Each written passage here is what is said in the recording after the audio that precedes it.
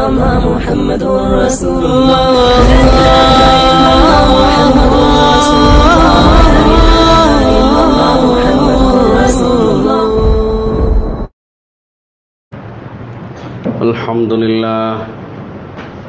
الحمد لله نحمده ونستعينه ونستغفره ونؤمن به ونتوكل عليه ونعوذ بالله من شرور أنفسنا ومن سيئات أعمالنا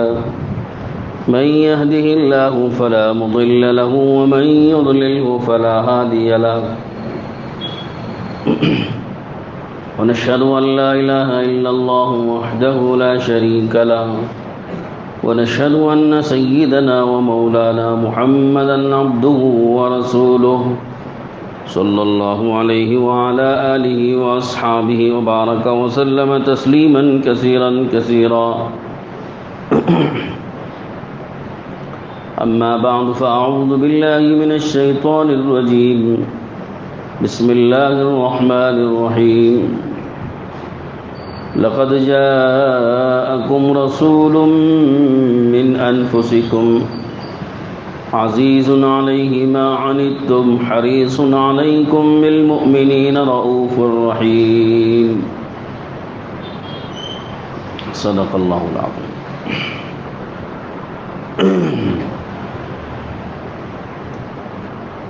بزرگان محترم،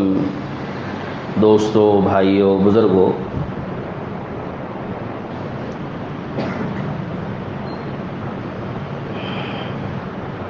ربیع الاول کا مبارک مہینہ چل رہا ہے اور اس مبارک مہینے میں عموماً نبی کریم صلی اللہ علیہ وسلم کی سیرت طیبہ بیان کرنے کا ایک عام رواج ہے. حالانکہ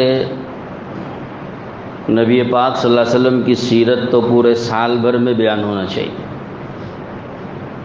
خاص ربیع الاول کے مہینے میں اور پھر اس میں بھی 12 ربیع الاول کو جلسہ منعقد کرنا، جلوس نکالنا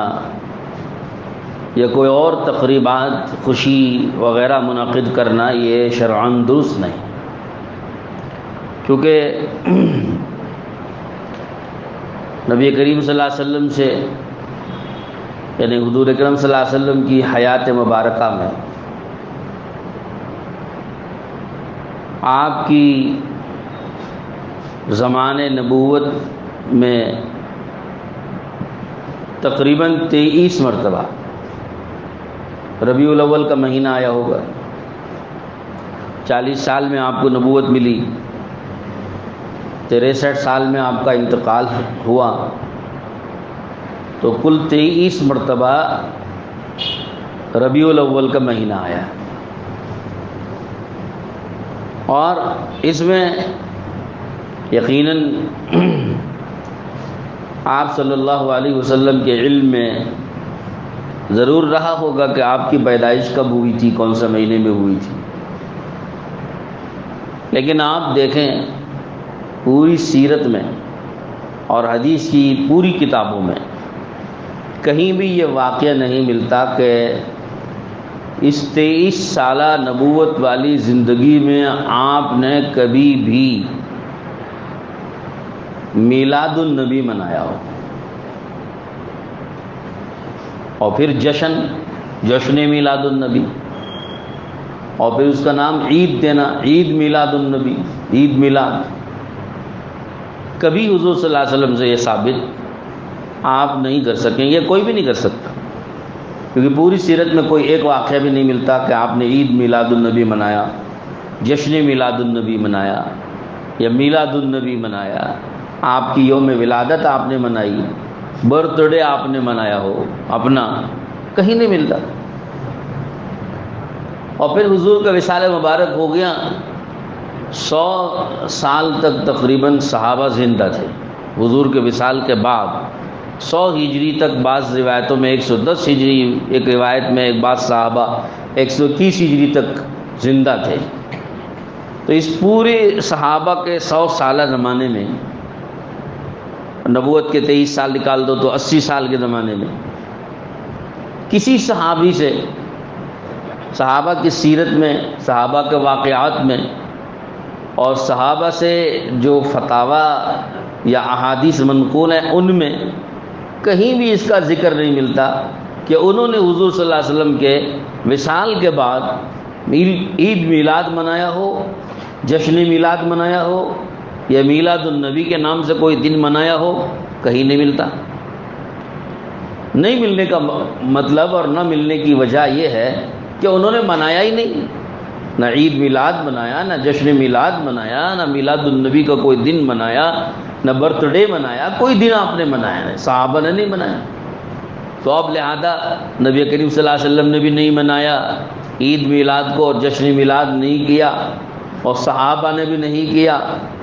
اور پھر چلیے اس کے بعد کے زمانے میں تابعین، طب تابعین آئے کہ انہوں نے کہیں حضور کی یا صحابہ کی اتباع میں کبھی منایا ہو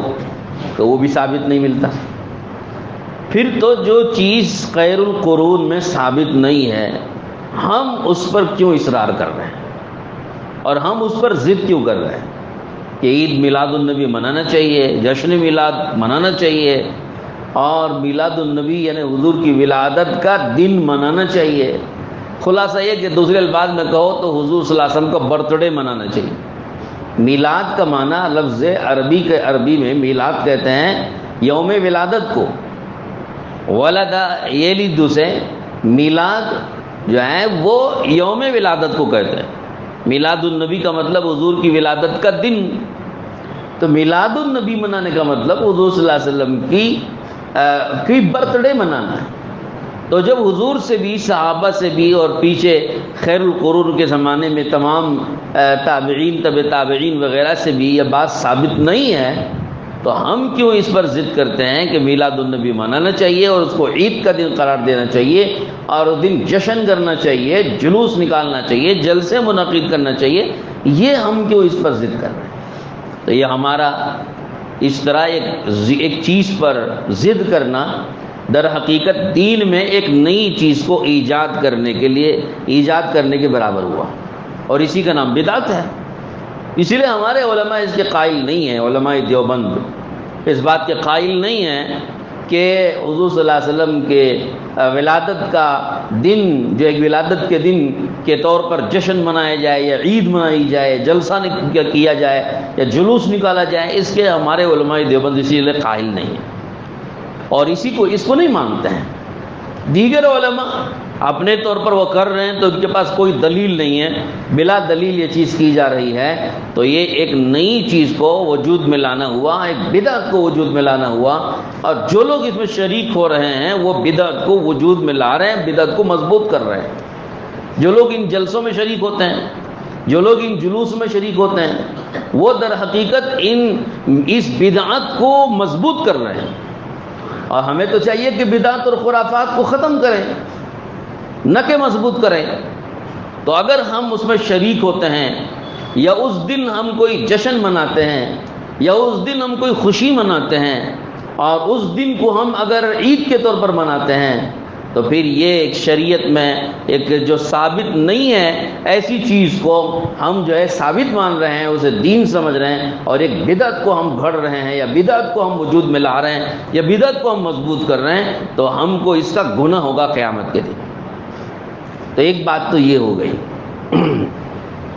دوسری بات اسی سے سمجھ جائیے کہ جب حضور صلی اللہ علیہ وسلم کا برتھ ڈے منانا ہی ثابت نہیں ہے اور وہ بدعت ہے تو پھر ہم اور آپ اپنا برتھ ڈے جو مناتے ہیں وہ کیسے جائز ہو جائے گا؟ اب مسلمان بھی اچھے دیندار اپنے گھروں میں اپنے بچوں کا برتھ ڈے منا رہے ہیں، اور میں آپ کو اس سے بھی زیادہ تعجب کی بات بتاؤں کہ بعض بوڑھے بوڑھیاں جن کی عمریں 70 ہو گئی، 80 ہو گئی، 75 ہو گئی، وہ اپنا برتھ ڈے منا رہی ہیں۔ ارے قبر میں جانے کا دن قریب آ گیا، ابھی بھی ولادت کا دن یاد آ رہا ہے آپ کو، برتھ ڈے منا رہے ہیں۔ ہنسی اور مذاق کی بات ہو گئی، یہ تو بالکل ایک تمسخر ہو گیا اور یہ ایک طرح کا مذاق ہو گیا کہ ایک تو برتھ ڈے منانا خود اسلام میں اس کی کوئی حیثیت نہیں ہے، اور دوسری طرف برتھ ڈے ایسا آدمی منا رہا ہے جو مرنے کے قریب ہے، تو گویا اپنی مرنے کے قریب بھی اپنی پیدائش کے دن کو یاد کر رہا ہے، پیدائش کے دن یاد کر کے تازہ ہونا چاہتا ہے، جوان ہونا چاہتا ہے۔ یہ باتیں شریعت کے خلاف ہیں اور یہ سب غیروں کی ایجاد کردہ ہے۔ بہرحال اب مجھے یہ عرض کرنا ہے کہ نبی کریم صلی اللہ علیہ وسلم کی ولادت باسعادت،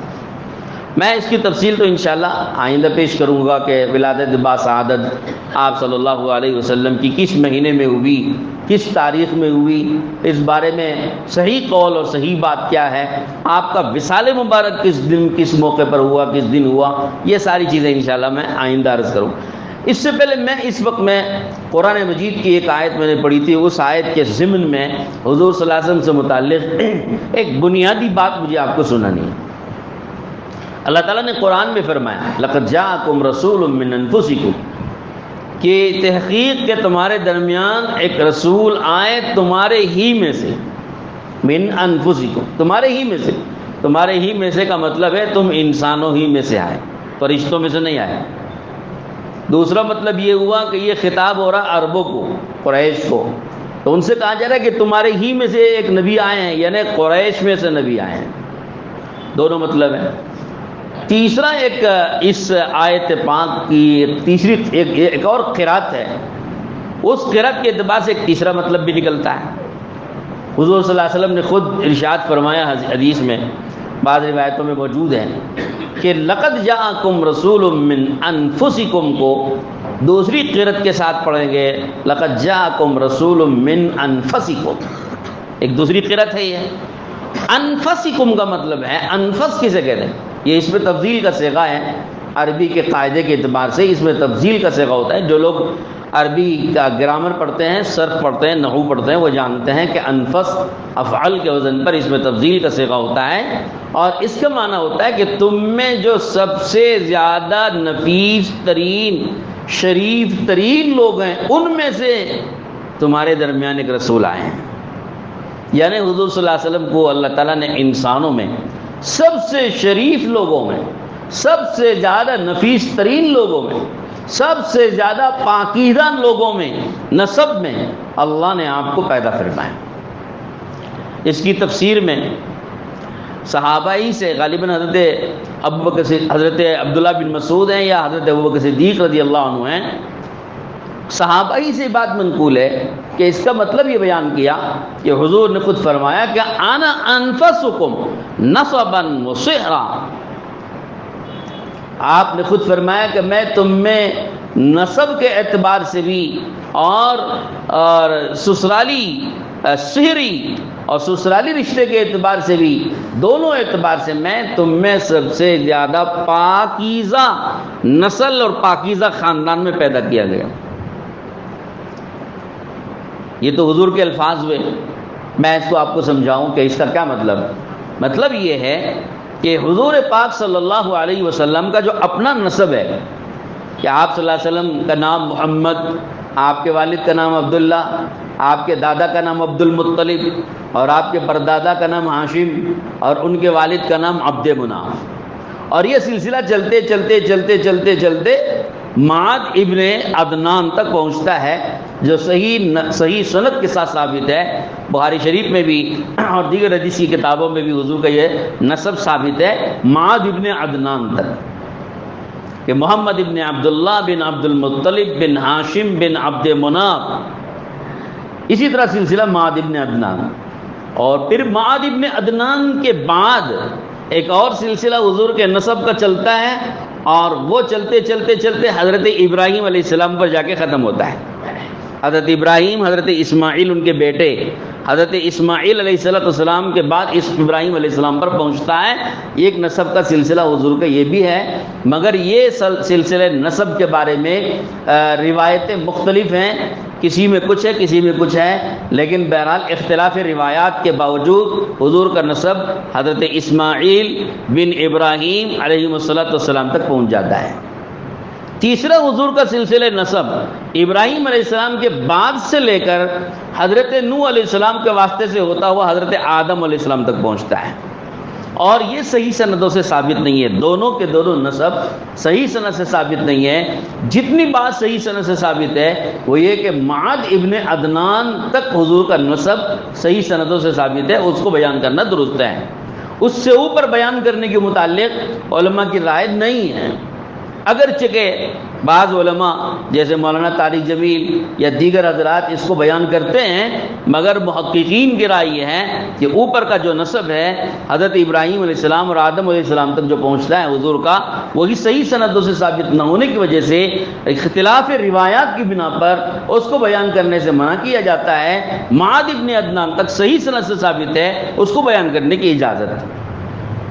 اب حضور فرماتے ہیں صلی اللہ علیہ وسلم، سنیے کہ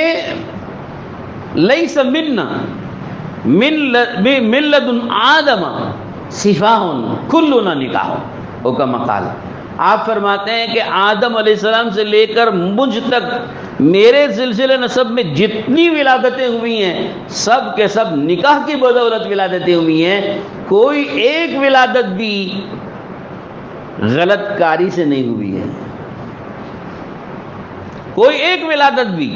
غلط کاری سے نہیں ہوئی، ساری کی ساری ولادتیں حضور اکرم صلی اللہ علیہ وسلم سے لے کر آدم علیہ السلام تک جتنا بھی نسب حضور کا ہے پکا نسب ہے، یعنی صحیح شرعی طریقے پر نکاح کی بدولت یہ ولادتیں ہوئی ہیں، کوئی ایک ولادت بھی داغ و دھبا نہیں لگائی جا سکتی، کوئی ایک ولادت بھی آپ کے آبا و اجداد میں اوپر تک، جدات و امہات میں اوپر تک کوئی بھی آپ کا ددیالی سلسلہ ہو یا آپ کا ننیالی سلسلہ ہو، پورے اس سلسلے میں آدم علیہ السلام تک جتنا بھی نسب جائے گا اس پورے نسب میں سب کی ولادتیں نکاح کی بدولت وجود میں آئی ہیں، کوئی ایک ولادت بھی ان میں سے غلط کاری سے وجود میں نہیں آئی۔ یہ حضور صلی اللہ علیہ وسلم نے اپنے نسب کے بارے میں شہادت دی، اس سے زیادہ کسی نسب کے پاکیزہ ہونے کے لیے اور کیا چاہیے؟ پھر آپ علیہ السلام فرماتے ہیں سحری کا مطلب خاندانی اور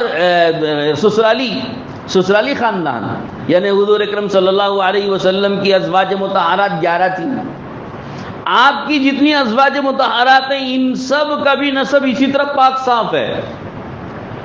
ازواج مطہرات میں سے کسی بھی امہات میں سے کسی بھی ماں اور کسی بھی زوجہ محترمہ کا نسب غلط نہیں ہے، سب کے سب پاکیزہ نسب والے ہیں، تو لہذا حضور کا اپنا نسب بھی پاک صاف اور حضور کا سسرالی نسب بھی بالکل پاک و صاف، کہیں پر کوئی بھی غلط کاری کا داغ و دھبا تک نہیں ہے۔ یہ عجیب و غریب حضور صلی اللہ علیہ وسلم کی خصوصیت ہے جو دوسروں کو بہت کم حاصل ہے۔ یہ قرآن مجید کی اس آیت پاک کا جو مفہوم ہے، انا انفس لقد جاءکم رسول من انفسکم، انفس جو دوسری قرأت بن رہی ہے وہ دوسری قرأت سے یہ معنی نکلتے ہیں، اور یہ معنی حضور نے خود بیان فرمایا۔ تو لہذا حضور صلی اللہ علیہ وسلم نسب کے اعتبار سے سب سے زیادہ پاکیزہ نسب، سب سے زیادہ پاکیزہ خاندان، سب سے زیادہ شریف ترین نسل میں آپ صلی اللہ علیہ وسلم کو اللہ نے پیدا فرمایا۔ آپ علیہ السلام کے خاندان میں جس کو خاندان قریش کہتے ہیں، ان میں ذرا اوپر جاتے ہیں تو بنو عبد مناف جو آپ کے پردادا ہیں ان کے اور بنو عبد دار ایک دوسرا قبیلہ تھا عرب کا، ان کے درمیان میں ایک معاہدہ ہوا۔ اس معاہدے کی وجہ سے کچھ ذمہ داریاں اور عہدے تقسیم ہوئے۔ ان عہدے میں جب تقسیم ہوئے تو بنو عبد مناف کے ذمے میں کعبۃ اللہ کی خدمت، حاجیوں کی خدمت، زمزم کا پانی پلانا وغیرہ، یہ خدمت ان کے سپرد آئی، اور دوسرے عہدے اور دوسری ذمہ داریاں بنو عبد دار کے ذمے آئیں۔ تو لہذا بنو ہاشم یا بنو عبد مناف کے ذمے آئیں، تو ہاشم جو عبد مناف کے بیٹے تھے اور عبد المطلب کے والد تھے، یعنی حضور صلی اللہ علیہ وسلم کے پردادا دادا کے والد تھے ہاشم، انہوں نے یہ ذمہ داری سنبھالی، کعبۃ اللہ کی خدمت ہے اور حاجیوں کو پانی پلانا ہے، زمزم کا پانی پلانا ہے، یہ بھی ایک عہدہ تھا، ذمہ داری تھی۔ جیسا کہ آج کعبۃ اللہ کی چابیاں سنبھالنا ایک ذمہ داری عہدہ ہے، وہ ایک ہی خاندان میں رہتا ہے۔ اور اسی طرح سے حرمین شریفین کی امامت ایک عہدہ ہے،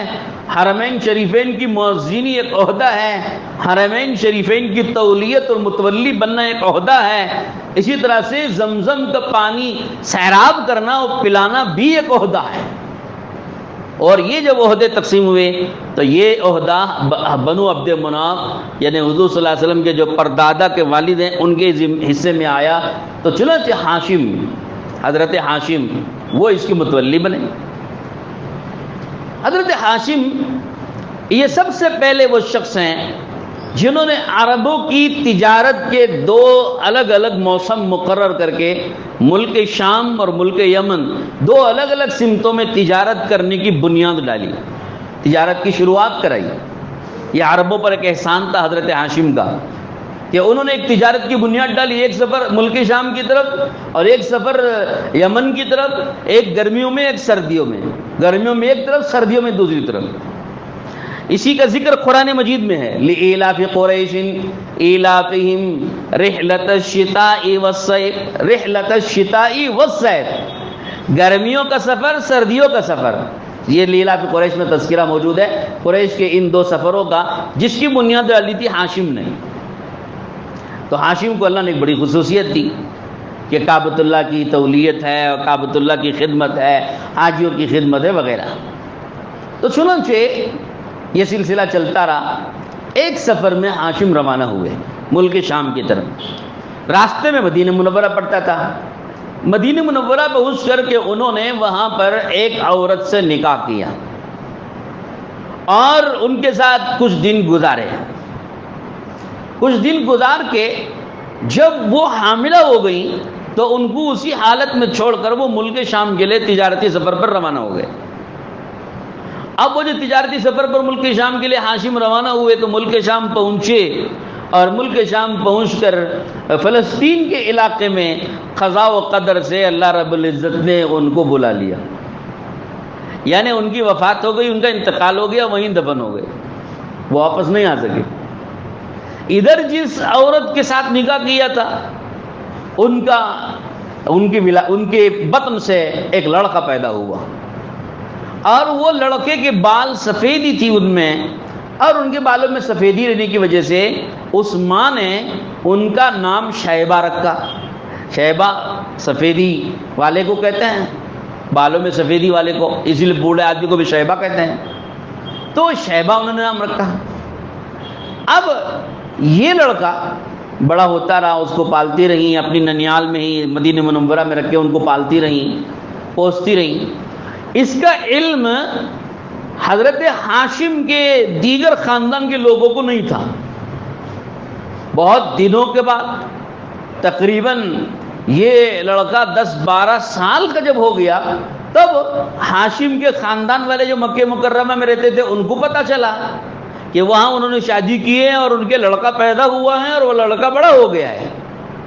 اب جو ہاشم سفر میں گئے وہاں انتقال ہو گیا، تو ہاشم یہاں مکہ مکرمہ میں اپنی ذمہ داریاں چھوڑ کے خالی چھوڑ کے گئے،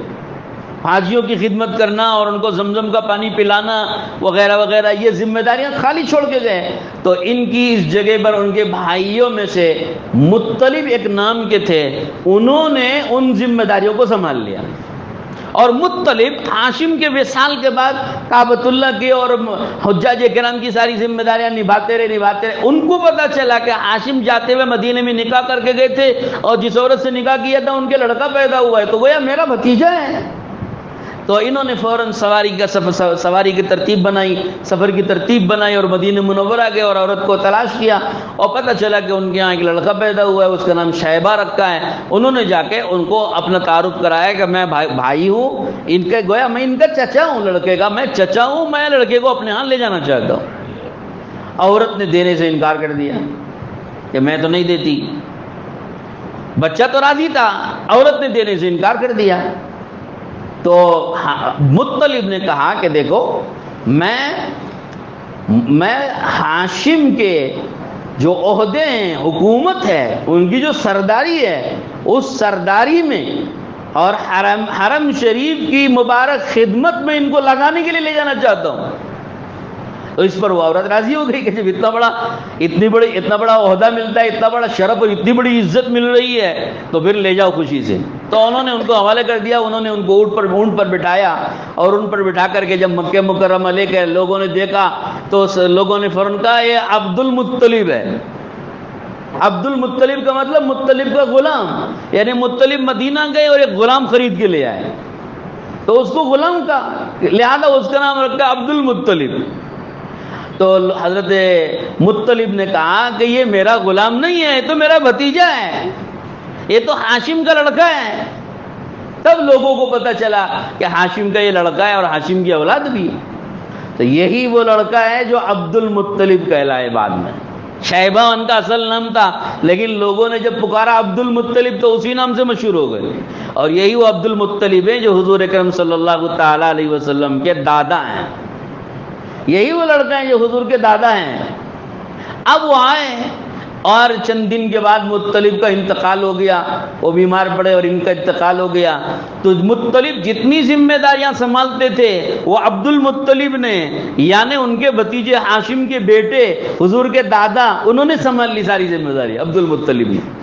اب عبد المطلب پورے قریش کے سردار ہیں، حاجیوں کے متولی ہیں، اور ان کو پانی سیراب کرنے والے ہیں، بہت ساری خدمتیں ان کو لگی۔ اب مطلب کی جتنی ذمہ داریاں تھیں اور جائیداد وغیرہ تھی، اور ہاشم کی جتنی جائیداد تھی، وہ سب عبد المطلب کے حوالے ہو گئی۔ یہاں پہنچ کر بنو عبد شمس اور دیگر خود قبیلے والوں کو حسد ہوا، اور انہوں نے چاہا کہ ان کی جائیداد پر قبضہ کیا جائے،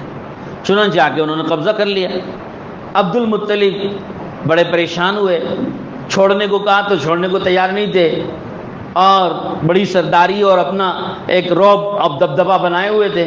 تو عبد المطلب نے اپنی مدد کے لیے ماموں کو پکارا، جو مدینہ منورہ میں رہتے تھے، ان کے ماموں، چونکہ والدہ وہیں رہتی تھی تو ان کے ماموں بھی وہیں تھے۔ تو ابو سعد ان کے ماموں نے اونٹوں کا لشکر تیار کر کے وہ لا کے سیدھے پہنچے مکہ مکرمہ میں، اور دیکھا کہ یہ جو ہے جو ان کے مخالف ہیں بنو عبد شمس وغیرہ، یہ حتیم میں اپنا ایک جتھا جمائے ہوئے بیٹھے ہیں۔ تو سیدھے ابو سعد جو عبد المطلب کے ماموں تھے، تلوار سونت کے سیدھے وہاں پہنچ گئے اور کہنے لگے کہ عبد المطلب کی اور ہاشم کی اور مطلب کی جتنی ذمہ داریاں اور جائیدادیں ان کی تھی ان کے حوالے کر ابھی، ورنہ گردن اڑا دوں گا۔ وہ اپنے سرداروں کے بیچ میں بیٹھا ہوا ہے، جس روب اور دبدبے سے انہوں نے، ان کے ماموں نے، عبد المطلب کے ماموں نے یہ بات کہی تھی، وہ اس روب دبدبے میں آ کر ایک لمحے میں کہا کہ میں نے سب حوالے کر دی، لے لو، لے جاؤ۔ اور یہ تو حوالے کر دیا، اور چند دن یہ ماموں وہاں ٹھہرے رہے اور ان کا بندوبست کیا، اور بندوبست کر کے واپس مدینہ منورہ آئے۔ یہ بھی مدینہ پہنچ گئے تو بنو عبد شمس وغیرہ ان لوگوں نے اپنے مدد کے لیے بنو ہاشم کے خلاف اپنی مدد کے لیے دوسرے قبیلوں کو دعوت دے کے ساتھ میں جوڑ لیا اور جنگ لڑنے کے لیے۔ ادھر ان کے ماموں نے اپنے ساتھ ایک دوسرا قبیلہ ساتھ میں جوڑا، اور وہ دونوں تیار ہو گئے۔ تو لہذا یہ تھوڑی دیر کے لیے رسا کشی رہی، لیکن اللہ رب العزت نے حضرت عبد المطلب کو بڑی عزت عطا فرمائی، بڑی کامیابیاں دی۔ مثال کے طور پر زمزم کنواں دب گیا تھا، بند ہو گیا تھا، بارشوں کی وجہ سے مٹی، پہاڑوں کی ریت وغیرہ سب آ کر کے، پتھر وغیرہ آ کر کے زمزم کا کنواں بھی بند ہو گیا تھا، اور کعبۃ اللہ کی جگہ بھی بند ہو گئی تھی، پتہ نہیں چل رہا تھا کہ زمزم کا کنواں کہاں۔ ایک مرتبہ حضرت عبد المطلب نے خواب میں دیکھا کہ زمزم کا کنواں فلاں جگہ پر ہے، اور وہ خواب میں کھدائی کر رہے ہیں تو کنواں نکل آ رہا ہے، اور اس کے پائے وغیرہ ان کو خواب میں دکھائے گئے۔ تو حضرت عبد المطلب بیدار ہوئے، بیدار ہوتے ہی فوراً انہوں نے کدال وغیرہ لی، اور کھودنے کے جتنے آلات تھے وہ لے کے گئے، اور لے جا کے فوراً اس جگہ پر کھودنا شروع کیا۔ تو خواب میں جو علامتیں دیکھی تھی وہ ساری علامتیں مل گئیں، اور پرانے زمانے میں جتنی بہت ساری کچھ نشانیاں تھیں وہ سب اس کے اندر دفن ہو گئی تھی، ڈال کے دفن کر دیا تھا پرانے لوگوں نے۔ کچھ تلواریں تھیں، کچھ زرہیں تھیں، 2 سونے کی ہرنیں تھیں، یہ سب ڈال کے دفن کر دیا تھا۔ جب انہوں نے کھدائی کی تو وہ سب مل گئی۔ تو حضرت عبد المطلب کے حصے میں یہ سعادت آئی کہ زمزم کا کنواں اللہ نے ان کے ذریعے سے کھدوایا۔ دوبارہ کھدوایا، اور وہ سارا سونا جو نکلا اس کو انہوں نے گلا کر کے کعبۃ اللہ کے دروازے میں لگا دیا، اور لہذا کعبۃ اللہ بھی تیار اور زمزم کا کنواں بھی تیار ہو گیا، اور عبد المطلب اس کی خدمت میں لگ گئے۔ یہ سعادت اللہ رب العزت نے ان کو عطا فرمائی۔ پھر ایک موقع پر یہ بنو عبد شمس جن خاندان والوں نے مخالفت کی تھی، انہوں نے چاہا کہ ان کی یہ تولیت کو ہم چھین لیں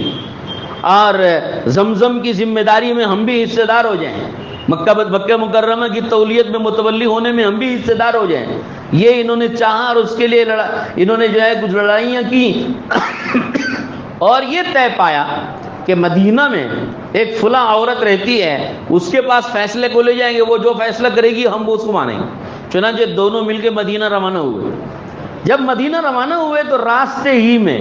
کچھ ایسی علامتیں بنو عبد شمس وغیرہ کو نظر آئیں جس سے وہ سمجھ گئے اللہ کی مدد ہمارے ساتھ نہیں ہے، ان کے ساتھ ہے،